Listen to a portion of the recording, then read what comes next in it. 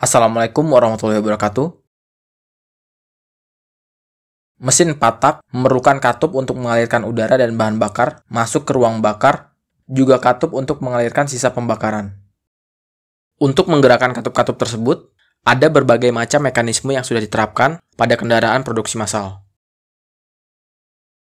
Langsung saja kita mulai dari mekanisme yang diterapkan pada kendaraan produksi massal pertama, yaitu flathead engine. Disebut flathead karena bagian kepalanya berbentuk datar, hanya sebagai penutup ruang bakar dan dudukan busi. Katup yang memasukkan udara dan bahan bakar berada di samping silinder. Oleh sebab itu, mesin ini disebut juga sebagai side valve engine, atau mesin dengan katup samping. Kekurangan mesin ini adalah efisiensinya yang rendah. Posisi busi tidak berada di atas silinder, sehingga tekanan hasil pembakaran banyak terbuang ke area di sekitar busi. Kompresinya juga terbatas, karena harus menyediakan ruangan yang cukup untuk membuka katup masuk dan katup buang. Selain itu, putaran mesinnya juga sangat terbatas. Untuk dapat masuk ke ruang bakar, udara harus melewati bagian atas silinder setelah melewati katup. Jalur perpindahan yang panjang ini membuat udara sulit masuk ke ruang bakar ketika mesin bergerak di atas 3000 rpm. Saat ini, mesin side valve tidak lagi diterapkan pada kendaraan. Namun, konstruksinya yang sederhana, sistem ini dapat diterapkan pada mesin berkapasitas kecil seperti pemotong rumput. Jenis penggerak yang kedua adalah overhead valve engine. Seperti mesin side valve, mesin ini menggunakan noken as yang berada di samping silinder atau di atas kruk as. Perbedaannya adalah posisi katupnya berada di atas silinder. Katup dan noken as dihubungkan oleh lifter, push rod, dan rocker arm. Kelebihan mesin ini dari mesin flathead adalah aliran udaranya langsung dapat masuk ke ruang bakar dari silinder head. Efisiensinya juga lebih baik karena posisi busi tepat berada di atas silinder. Tekanan hasil pembakaran dapat mendorong piston dengan optimal.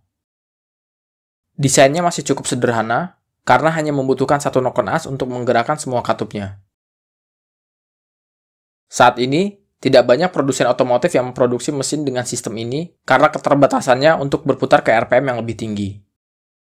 Untuk menggerakkan katup, noken harus menggerakkan massa lifter, push rod, dan rocker arm.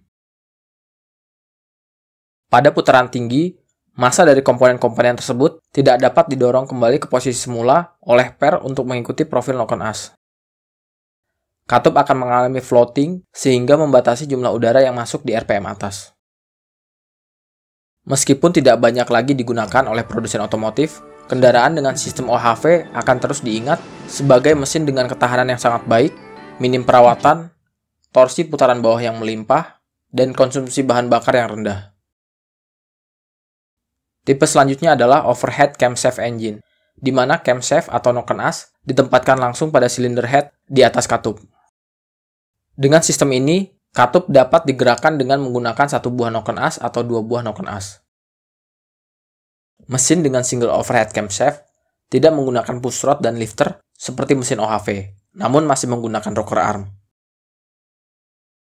Tanpa push rod dan lifter, mesin ini dapat berputar ke RPM yang lebih tinggi dari mesin OHV, meskipun tidak secepat mesin dengan dua buah noken as, karena masih ada massa dari rocker arm. Penggunaan satu buah noken as membuat torsi putaran bawahnya tetap besar, terutama jika hanya menggunakan satu katup masuk dan satu katup buang. Beban untuk menekan per klepnya akan lebih sedikit. Kekurangan mesin ini adalah kemampuannya untuk menghasilkan daya yang lebih besar, karena keterbatasan putaran mesin, sehingga daya puncak yang dihasilkan tidak dapat menyaingi mesin DOHC. Mesin single overhead camshaft bisa dikembangkan agar mampu berputar ke RPM yang lebih tinggi, yaitu dengan sistem unicam, di mana katup masuk didorong langsung oleh noken as dan katup buang digerakkan melalui rocker arm. Dengan sistem unicam, torsi putaran bawahnya masih seperti mesin SOHC, dan putaran maksimalnya dapat mendekati mesin DOHC. Dan jenis terakhir adalah dual overhead camshaft. Sesuai namanya, mesin ini menggunakan dua buah noken as untuk menggerakkan katup-katupnya. Kendaraan dengan sistem DOHC dapat menggunakan 3, 4, bahkan 5 buah katup pada masing-masing silindernya.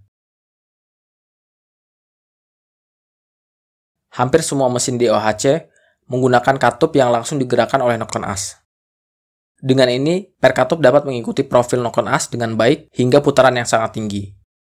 Valve floating hanya dipicu oleh massa katup, lifter, dan per itu sendiri. Jumlah katupnya yang banyak ditambah kemampuan pernya untuk merespon profil noken as membuat mesin ini mampu menghasilkan daya lebih besar dari sistem penggerak katup yang lain.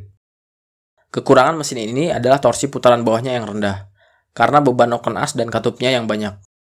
Pada putaran rendah, daya yang dihasilkan sebagian terbuang untuk menggerakkan beban dari komponen-komponen tersebut. Pada beberapa kendaraan, sistem DOHC ada yang menggunakan rocker arm. Hal ini dapat mengurangi kemampuan per untuk merespon profil noken as, namun tidak terlalu signifikan, karena ukurannya jauh lebih kecil dari rocker arm yang diterapkan pada mesin SOHC.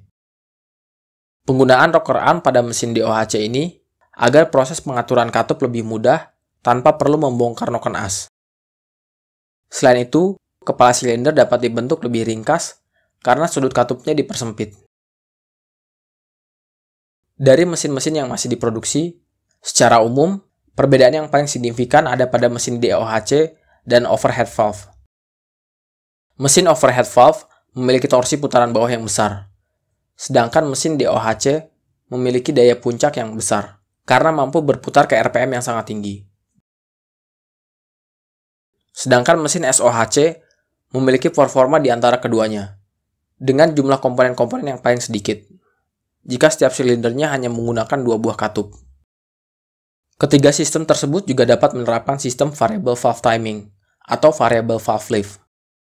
Tetapi sistem DOHC dapat menerapkannya secara efektif karena katup masuk dan katup buangnya dapat diatur secara terpisah. Sekian dulu videonya. Jangan lupa untuk komen jika ada yang salah. Semoga waktu Anda bermanfaat. Wassalamualaikum warahmatullahi wabarakatuh.